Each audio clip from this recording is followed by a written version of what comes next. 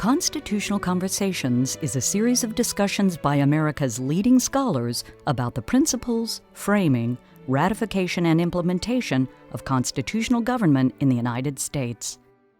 This series is hosted by the James Madison Memorial Fellowship Foundation of Alexandria, Virginia.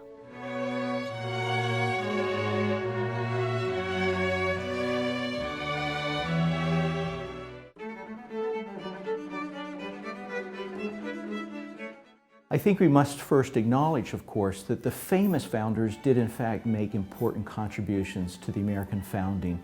George Washington, it's hard to imagine the unfolding of American history without a George Washington, or a Thomas Jefferson, or a James Madison. These were very thoughtful individuals who made significant contributions to the American constitutional republic. They were great communicators in their own way, in their own time. But I think that there are some reasons why some very important founders have slipped from the public memory.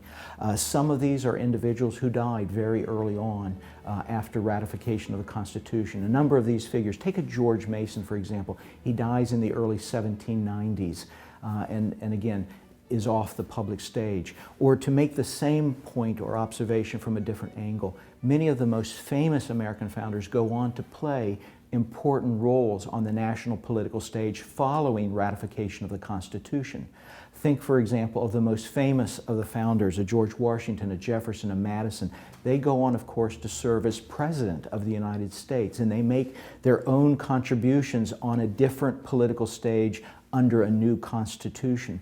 Some of these forgotten founders played important roles at critical moments in declaring independence or crafting a constitution, but then chose to go off into other ventures. Perhaps they went back into private life. Or take, for example, a Samuel Adams. We all have a vague sense of his importance, but we don't know a whole lot about him following independence. That's because he devoted most of the rest of his career to politics in his home of Massachusetts. And he plays a very critical role in Massachusetts politics, but he's not playing on the national stage.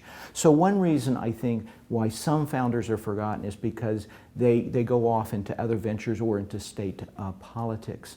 I think in some cases, founders are forgotten because they did not leave a rich record, written record, memoirs or letters or other kinds of public documents that would give us an insight into what they were thinking or what their motivations were. Washington, by contrast, there's a current George Washington Papers project. When it's done, it's going to have about 100 volumes. And so that gives subsequent generations, historians, a rich treasure of documents to delve into the mind of a George Washington. And we would say the same thing about a Thomas Jefferson or a James Madison. But take, for example, Roger Sherman. Here's a man that left few papers behind when he died. And so we don't have that rich treasure trove to sort of draw on in understanding what he was thinking at critical moments in his life. There are other reasons why founders, I think, have slipped into obscurity. Some has to do with the politics that followed. Some of them found themselves on the wrong end of political debates that even at the time of the American founding or in later generations. Two very interesting founders that are very important but not as well understood today as they should be. One is a John Dickinson. Historians sometimes call John Dickinson the penman of the Revolution. Here's a man whose words played a critical role in the American founding.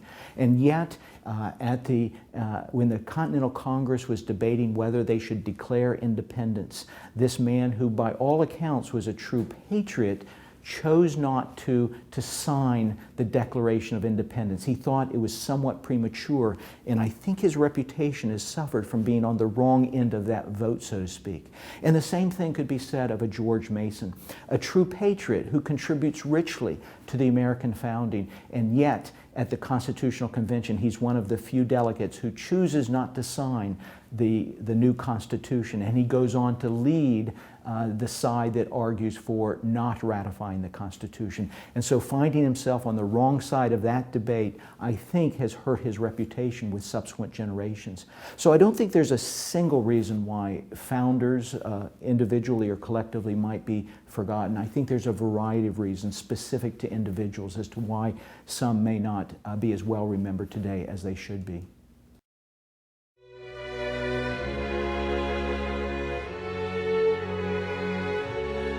Constitutional Conversations is made possible by a generous grant from the Fairleigh S. Dickinson Jr. Foundation. Constitutional Conversations is made possible by the James Madison Education Fund.